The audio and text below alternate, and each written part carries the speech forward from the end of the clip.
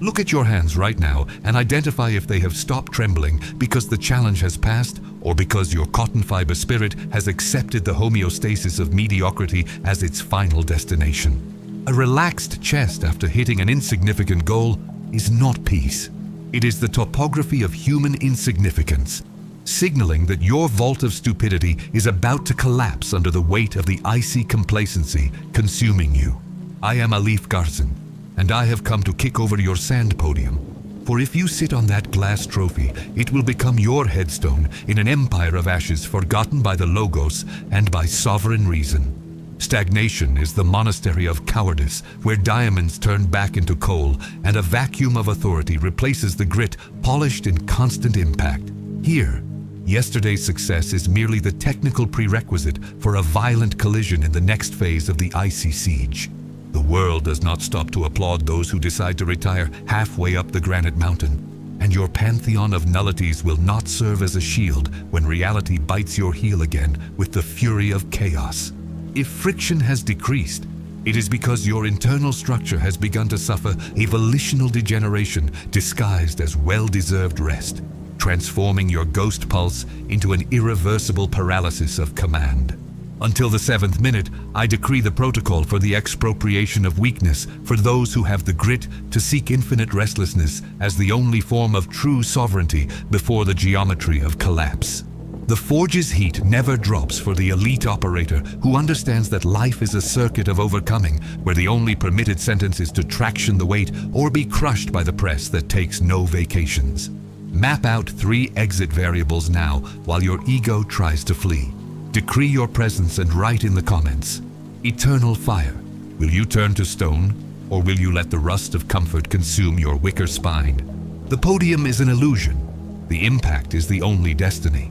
Comfort rusts your character with an efficiency no external enemy could ever achieve in a territory besieged by the brutal war of existence.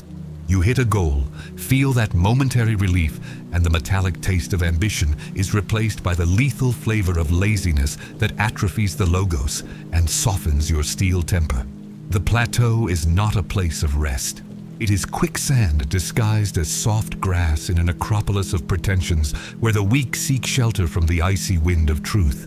While you celebrate, the press of reality keeps descending because the world does not stop to grant you a truce or affection while your cotton fiber dissolves in inertia. Feel the air becoming heavy around you now, as if the oxygen were being drained by a vacuum of authority that does not forgive the omission of those who stopped hauling the load. There is no sound or resistance in the monastery of cowardice, and this apparent peace is the signal that your muscles are atrophying in the silence of terminal and shameful stagnation. Your vision is blurring, and the heat of inertia begins to cook your will to live in a homeostasis of mediocrity that precedes the total collapse of the internal structure. This is the smell of the plateau, the environment where your brilliance dies because there is no longer a forge to keep it lit and vibrant against the indifference of the stars. If you do not feel disgust at being stationary right now, you are already a corpse that merely forgot to fall under the weight of its own functional insignificance and paper sovereignty. The thought that you have already done enough is the poison that turns steel into scrap in a few days of a mission, convincing your grit that a finish line exists when life demands infinite pressure. Understand once and for all that polishing has no end game, and the forge's fire needs constant fuel so as not to be extinguished in the vacuum of absolute authority. Without new wood, ashes will cover your essence and bury your grit under the topography of failure that consumes the sleepers seeking repose. You must have a restless non-conformity that wakes you with the cold sweat of the technical question regarding your true limit while the world spins in fury. The diamond only maintains its hardness because it withstood and continues to withstand the pressure of the earth's deep layers without emitting the sound of lament or doubt. The chisel of life never stops striking, and if it stopped for a moment, it is because you no longer have material worth sculpting in the workshop of monumental existence. Every new impact you voluntarily seek is what guarantees your density. The silence of success is more dangerous than the noise of combat in besieged territory, and if the pressure decreased, your structure began to fail from within due to a latent secretion of excuses. Seek friction as if it were pure oxygen for your lungs burned by inertia, and and by the paralysis of command that atrophies your prefrontal cortex. Many seek the final point as if it were salvation. But the true operator knows that the journey is the only verifiable and monumental reality for those who desire granite sovereignty. Look at the case of those who sat in the chair of victory and relaxed their gelatin spine, stopping their studies and ceasing to seek the friction of the real market until they felt the cold of being irrelevant in the vacuum. The smell of old success went to their head, and they became blind to the tectonic shifts occurring at the summit, losing the torque necessary to maintain their position. Operational sovereignty demands that you incinerate self-deception right now before the geometry of collapse crushes your neck against the asphalt of indifferent reality. Torque gain happens at the exact moment you accept that yesterday's best effort is today's trash if there is no progression of technical load. Do not look at the trophy on the shelf. Look at the crack in your wall that you permitted through mental laziness and a lack of imperial grit. The elite operator does not celebrate the ascent. He anticipates the icy descent and the next combat even before catching his breath at the mountain's peak. Your pantheon of nullities must be imploded so that the granite of discipline occupies the space where once existed only vanity and wicker sentimentalism. Traction the load with a locked jaw in 4-count deep breathing while the world collapses around you without warning.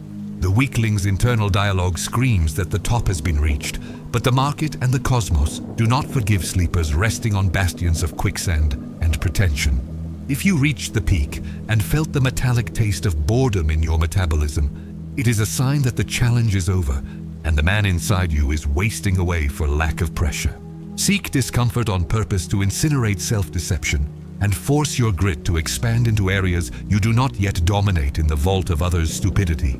Being a learner again in a summit of controlled ignorance is the only form of self-respect and sovereignty for those who do not accept the rust of time. The diamond in constant polishing proves that the voluntary search for the new challenge is what keeps the eternal shine of the imperial soul lit. Never let your will grow cold, or you will be just scrap in the hand of destiny. The error of those who stop is not a lack of strength, but the danger of thinking that victory was a fixed destination in a universe that operates under the law of chaos and motion. They stopped hearing the sound of the will being struck and started hearing the whisper of ease that precedes the fall into the topography of absolute and icy failure. Now I ask you if you will be content with the crumbs of what you have already conquered, or if you will let the polishing take you to the next level of necessary destruction and reconstruction. The cycle does not stop, and the press does not rest for those who desire the perfect form in the vacuum of authority that rules the existence of the strong and the lucid. Life is a succession of atmospheric tensions and pressures over character, where the moment you think you have arrived is the exact instant you begin to descend into the mire. Keep a steady pulse now. The world is a siege of icy indifference that does not care about your fatigue or your need for validation in an environment of submission and residual weakness. The topography of human insignificance before the cosmos reveals that you are merely the result of your ability to withstand impact without shattering in the vacuum. If you seek shelter, you have already lost the war. If you seek friction, you are beginning to understand the language of the logos and the mechanics of granite sovereignty. Every second of hesitation is a decree of nullity you sign against your own imperial lineage, allowing inertia to rule your besieged territory. There is no mercy in the geometry of collapse, only the law of the denser over the more porous on the scale of brutal reality. Traction your will against the gravity of conformism and feel the real weight of being a free man at the summit. Pressure is the only sedimentation factor of the fiber that separates the elite operator from the specter wandering through the necropolis of pretensions without strategic direction. The granite block that supports your vault of sovereignty only gains density when the impact is constant, and the expropriation of weakness becomes a mechanical and dry habit. Do not flee the tightness in your chest. It is the signal that your structure is being tested to withstand loads that would kill an ordinary man with a gelatin spine. The pain of growth is the fuel that calcines vanity and transforms your pretension into real authority before the chaos governing the outside world. If you want to be unbreakable, you must desire the press as the lung desires air, transforming every impact into an extra layer of protection against mediocrity. Stabilize your pulse and map out the next voluntary friction today. There is no maintenance in the universe of steel. Either you are being forged or you are suffering corrosion from the looseness that attacks the wicker pillars of the negligent. Every scar of a conquered challenge must be the granite foundation for the next attack in besieged territory, keeping the nerve calloused and the appetite for torque at its maximum. Aleph Garzen's workshop does not tolerate pedestals or vanities that shatter at the first contact with the brutal and monumental reality of real and imperial life. Here, the only trophy that matters is the next goal and the next round of useful scarification to sediment your fiber against the mediocrity of the environment surrounding you. Breathe deeply and pay attention, because here is where most sleepers slip on their own secretion of fear and in the simulation of effort that generates no technical result for personal sovereignty. The architecture of pain demands that you be the architect of your own destruction so that something monumental can be erected upon the rubble of your obsolete identity. Comfort is the acid that corrodes the foundation of your will, turning your sovereignty into a piece of paper that flies away at the first sign of reality's icy wind. Build your perimeter with the hardness of one who accepts no excuses and the dryness of one who does not negotiate with the internal animal clamoring for rest and safety. The besieged territory of your mind must be shielded against the infiltration of sentimentalism that softens the nerve and blurs the logos before the geometry of imminent collapse. Every block of pain you lay in your structure is one more step on the scale of technical authority over your own imperial destiny. Do not ask for less weight. Ask for a granite column capable of supporting the entire world on its back without yielding. High summit commands demand millimetric execution in besieged territory where the margin of error is the abyss of conformity that swallows the hesitant and the loose. First, identify the task that has become easy and raise the torque immediately until your nerve vibrates again under the pressure of technical uncertainty. The protocol of restlessness determines that if there is no friction, there is no sovereignty. Only the simulation of life in a slave metabolism that accepts the scraps of destiny. Second, establish 15 minutes of daily sensory isolation to face the silence and the absence of low-caliber dopamine that atrophies your prefrontal cortex. This micro-challenge is the basic training so that, when life strikes you for real, your reflex is to bite reality and not to flee to the monastery of cowardice. Traction now, or be crushed. Breathing in the rubble of collapse requires you to muzzle the lament and focus only on the exit variables the logos points out amid the dust of your calcined vanity. Third, anticipate the next technical level before reality imposes a crisis you are not prepared to manage with the dryness of a shadow architect. Map the enemy territory, which is your own tendency toward homeostasis, and attack your comfort with the aggressiveness of one seeking survival in an empire of ashes. War engineering does not admit emotional improvisation. It demands the cold calculation of grit against the geometry of the fall that threatens your structural integrity every second. If your day was calm, you failed your guard and allowed the enemy of looseness to infiltrate your sovereign perimeter. Re-establish order with a strike and return to combat position right now. Imperial grit is sedimented in the chaos of technical execution, where excuses are incinerated by the brutal need for results and real authority over matter.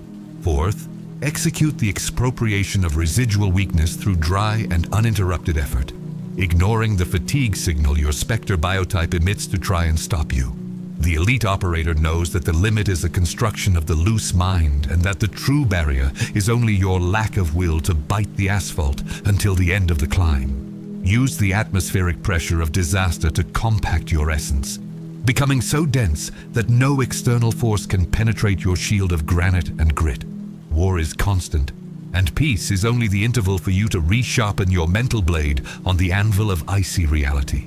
Do not look back. The past is only the rubble that serves as the base for your new bastion. Your personal sovereignty depends on your ability to keep the central command operating even when your metabolism clamors for the exile of reason and for rest. The war protocol demands that you be the executioner of your own mediocrity, cutting away the wicker parts that still insist on vibrating with the fear of imminent impact. If you feel the taste of iron in your mouth, You are on the right path toward the calcination of the old identity and the founding of a monumental presence in the vacuum. Discipline is the punch you land on the face of your own will to quit, ensuring that your name is engraved in the granite of history and not in the sand of oblivion. Besieged territory demands eternal vigilance, and the operator who sleeps on the podium is the first to be executed by the geometry of collapse that does not forgive vanity. Keep your guard up, lock your jaw, and execute the dry order right now. Useful scarification is the map of your real victories over looseness, and the value of a calloused nerve exceeds any paper medal given by the mental plebeians in the vacuum. Every mark on your character is a layer of density protecting you against the seduction of comfort and the expropriation of wicker sensitivity that atrophies your logos. The elite operator displays his scars not as trophies of vanity, but as technical proof that he withstood the forge's heat without dissolving in the mire of self-pity. If your skin is too smooth, it is because you never faced the chisel of reality with the grit necessary to be sculpted into something monumental and eternal. A calloused nerve is the only guarantee that your pulse will not fail when the maximum load is placed upon your shoulders at the hour of final disaster. Bite the iron and accept the next technical scarification. Expropriating wicker sensitivity means incinerating the need to be understood or supported by minds inhabiting the monastery of cowardice and icy fear. Your grit must be fed by friction and not by the affection of mediocrity that seeks only the homeostasis of the swamp for all who try to rise. The impact that cuts you is the same that defines you. Without the blade of reality, you would be just a formless volume in the topography of human insignificance before the cosmos. Accept pain as the master smith it is, removing the impurities of your character until only the unbreakable and sovereign essential remains in the vacuum of authority. The scar is the quality seal of your existence and the signal that you had the grit not to retrocede when the hammer of the will descended upon your life. The calcined nerve does not feel the pain of doubt, only the brute force of execution. Sustaining the maximum load without structural failure is the definitive proof that your granite foundation was laid upon truth and not upon the lie of the arrogant ego. The method for stabilizing the pulse under disaster consists of focusing on the mechanics of movement and ignoring the noise of the fall echoing in your vault of residual stupidity. The imperial column supporting your destiny must be forged in the silence of dry effort, where every hammer blow compacts the fiber and excommunicates hesitation from your spectre metabolism. When the world collapses, the elite operator becomes the only fixed point in the chaos, maintaining order through millimetric execution and grit that does not accept collapse as a final destination. Your posture must reflect the density of your will, a structure that the gravity of mediocrity cannot bend or shatter in the vacuum. Stabilizing the pulse requires the muzzling of the internal animal that short-circuits before the atmospheric pressure of imminent and icy failure. You must operate as a shadow architect, projecting your exit from the rubble before the last stone even falls upon your bastion of old sand. The maximum load is not a burden. It is the tool that tests your temper and ensures your grit is sedimented against the lymph of submission running in the veins of the weak. If you feel you are going to break, it is because wicker still exists in your structure. Incinerate that part now and replace it with the granite of uninterrupted and monumental discipline. Sovereignty is the prize for those who sustain the weight of the world without emitting the sound of lament, keeping their gaze fixed on the icy horizon of reason. Be the column that does not waver before the geometry of collapse and total chaos. The repetition of dry effort is the liturgy that sanctifies grit and excommunicates the doubt trying to infiltrate the cracks of your imperial and sovereign will. In the silence of execution, there is no room for the ego's narrative or for the validation of the mental plebeians. There is only the sound of the hammer striking the red-hot metal of your character. The discipline of maintaining the rhythm even when enthusiasm has died out is what separates the granite man from the loose cotton boy seeking paper motivation. Every gesture repeated with millimetric precision is a prayer to sovereignty, a decree that you are the master of your metabolism and the owner of your own operational torque. Do not seek the new out of boredom. Seek repetition for mastery, forcing reality to bend before the constancy of your monumental and dry march. Excommunicating lament demands that you treat your pain as technical data and not as an emotional event deserving attention or special care from your loose side. Silence is your greatest weapon against the noise of the world, trying to convince you that rest is a right and that grit is a pathology of those who do not know how to live. The elite operator finds his center in the vacuum of authority, where the only permitted voice is that of the logos commanding exit variables with the dryness of an executioner. Repetition is the press that expels the lymph of submission, making your fiber so dense that doubt itself dies, suffocated by a lack of space in your internal structure. Keep your jaw locked, your pulse steady, and your silence absolute while you traction the load to the next level of necessary destruction and reconstruction. The extermination of the old carcass is the technical prerequisite for the birth of the elite operator inhabiting the center of your monumental and imperial will. You must assassinate the image of the man who sought approval and shelter, burying that specter under the rubble of your vanity, calcined in the forge of absolute chaos. The hegemony of the logos takes total command when sentimentalism is incinerated and grit becomes the only compass in a territory besieged by the icy indifference of the stars. Your new identity is not a name. It is a frequency of execution, a state of constant alert that does not admit a return to the homeostasis of previous mediocrity. The birth of the strong happens at the moment he stops apologizing for his existence and begins to bite reality with the technical authority of one who knows the podium is a lie. The elite operator has no past, only the trail of destruction of his obsolete versions sacrificed on the altar of granite sovereignty and grit. The old carcass was a wicker pillar that vibrated with fear and uncertainty. The new identity is a granite block supporting the weight of the logos in the vacuum. If you still miss who you were, you have not yet completed the expropriation of residual weakness, keeping you anchored in the necropolis of pretensions and looseness. The final transition demands that you look in the mirror and recognize not fragility, but the density of one polished in the impact who accepts nothing less than technical perfection. The logos is your new master, and dry execution is your only permitted language in the empire of ashes you now govern with a steady pulse and a calloused nerve. This is your new protocol of existence, and the next level is reserved only for the few elite operators who had the grit to incinerate their own vanity in the forge of chaos. Share this thermal shock with another specter who needs to be ripped from the swamp of hesitation and the comfort neurosis atrophying the logos. Subscribe to shield your perimeter against the noise of the mental plebeians and the seduction of rest that precedes the total collapse of structure. The podium is the sleeper's tomb. The anvil is the sovereign's cradle. The irrevocable technical sentence has been pronounced, and now your besieged territory is under the definitive sealing of the perimeter where the order of the logos reigns absolute in the vacuum.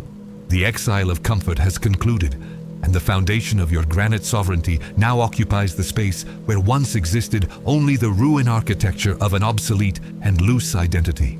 The final decree is that you no longer have permission to return to the mausoleum of the ego or to seek the low-caliber dopamine feeding the lineage of looseness around you. Your existence is now a monument to dry effort and the expropriation of weakness, a bastion of resistance that the world's icy siege of indifference will never shatter.